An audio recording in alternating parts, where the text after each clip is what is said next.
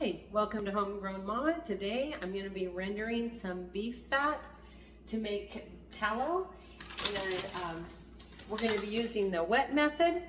I have about 5 pounds of suet, or the leaf fat from the beef. I picked it up at my butcher. You can pick this up and you can have them grind it. I did not have them grind mine. I went ahead and cut it up in little pieces. I did have them put it in the freezer wrap paper. This is really helpful when I went to cut this up because it's saving me a lot of cleanup on my counter.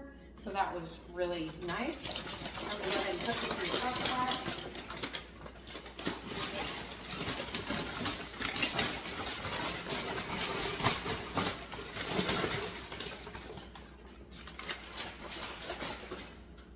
And then we're going to put some water over it.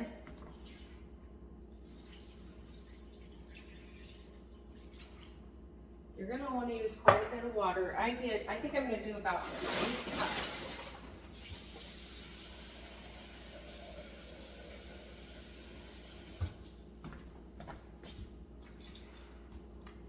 And then we're going to add a couple of tablespoons of salt, 2 to 3 tablespoons of salt. Not my measure, I just use my hands.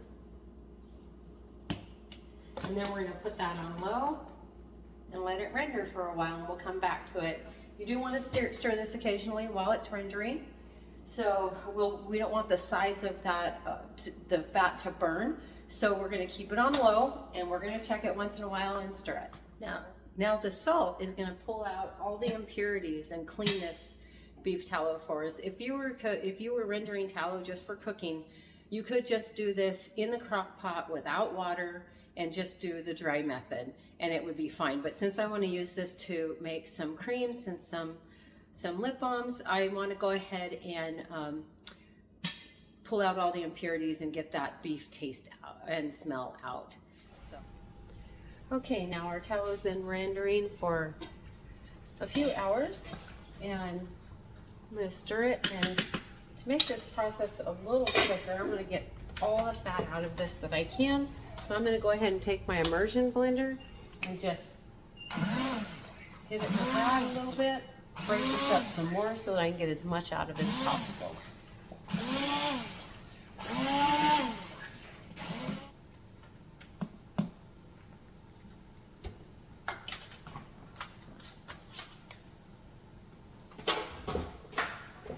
Okay, we're going to let that cook a couple more hours, and then we'll strain it.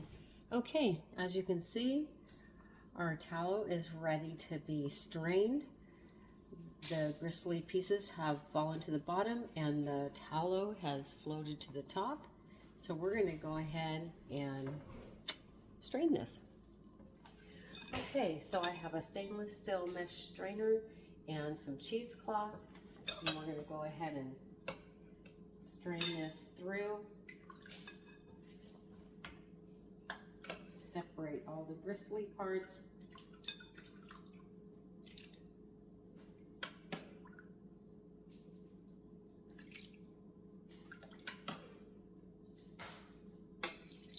We're going to push it through as much as we can. We want to get all that tallow out we can.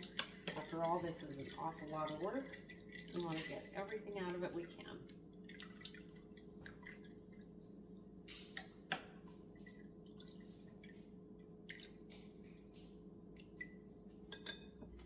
Okay, now that I've strained all my tallow into the bowl, I'm going to go ahead and put it in the refrigerator so that it can solidify overnight.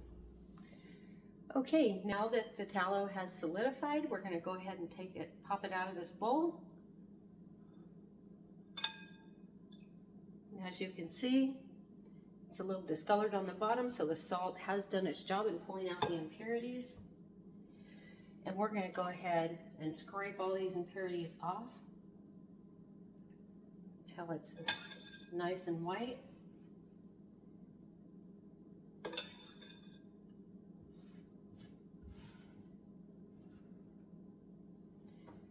And you're just going to want to discard this water in the trash or feed it to your chickens. Probably don't want to be putting this down your drain. It may clog some things up.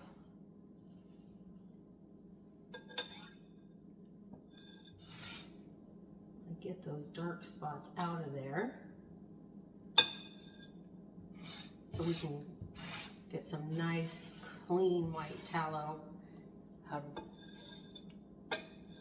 The next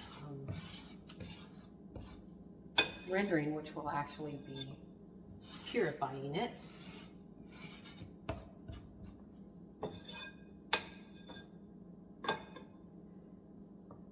Okay, and what we're going to do is we're going to cut this into 4 pieces. We're going to put it back in the crock pot.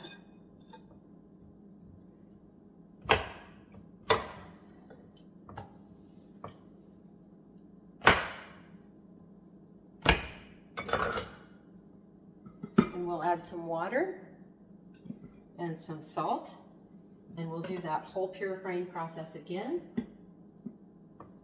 The rendering process, which will purify it more, pull out a lot of those impurities the second time. We should have some nice clean white tallow in the end. Now I went ahead and added 6 cups of water and 3 tablespoons of salt to purify this tallow again. This should pull all the rest of the impurities out, and the process won't take nearly as long as the first time. Okay, so now my tallow has been simmering in the crock pot for about 2 hours.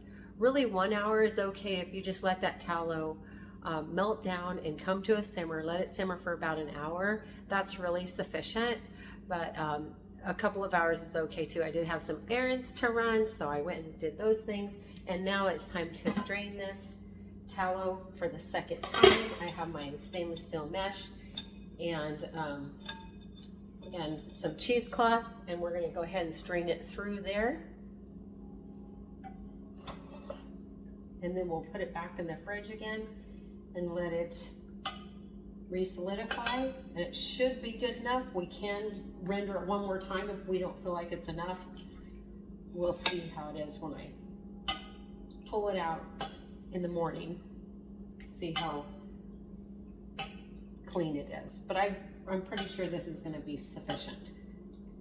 This straining process, of course, is going to be a lot faster, as we don't have the chunks of gristle and fat excess pieces in there. So it's going to go pretty quickly. And we're going to pull everything out, the water and the fat, bring it all in, do the same process as yesterday.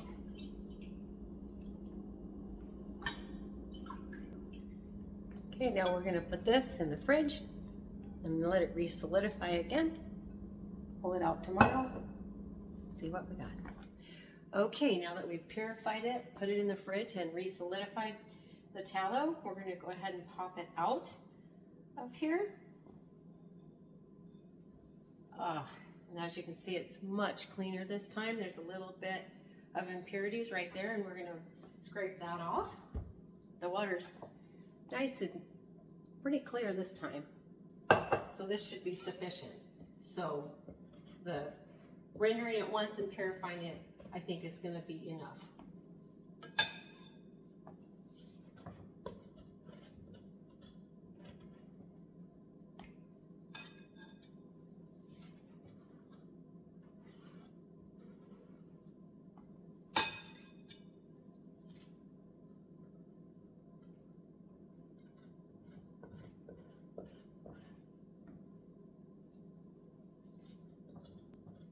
Okay, now I'm going to cut this into quarters, and I'm going to pop it in a double boiler,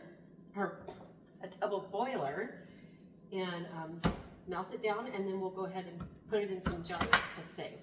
And this will keep for quite some time in your jars. You can put it in the fridge or freezer and keep for a really long time. And you're going to have some really nice, odorless, beautiful white tallow to make products or to cook with, however you want to use it. Okay, so now I have all of the tallow in my double boiler, and I'm gonna heat it on medium heat for a little while, let it melt down, and then we can transfer it into our jars.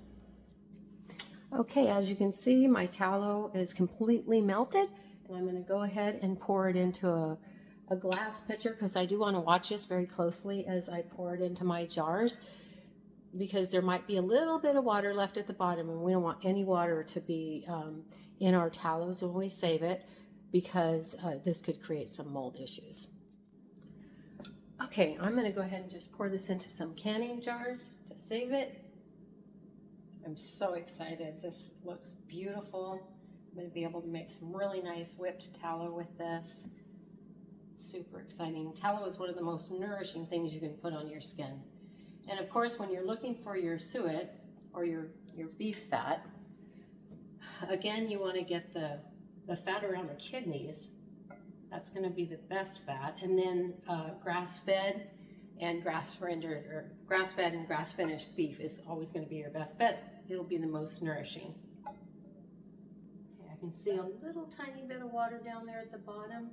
So I'm going to go ahead and leave it at that. We'll just put these lids on to save it. You can save it in the fridge. It will be good in the fridge for a really long time, or the freezer if you don't plan on using it for a while. And yeah, beautiful. I have a little bit in this jar. I'll just save this for some cooking. If you have any questions, please leave comments below, and like and subscribe. If you know anyone that's interested in this video or this information, please share it, and we'll see you next time.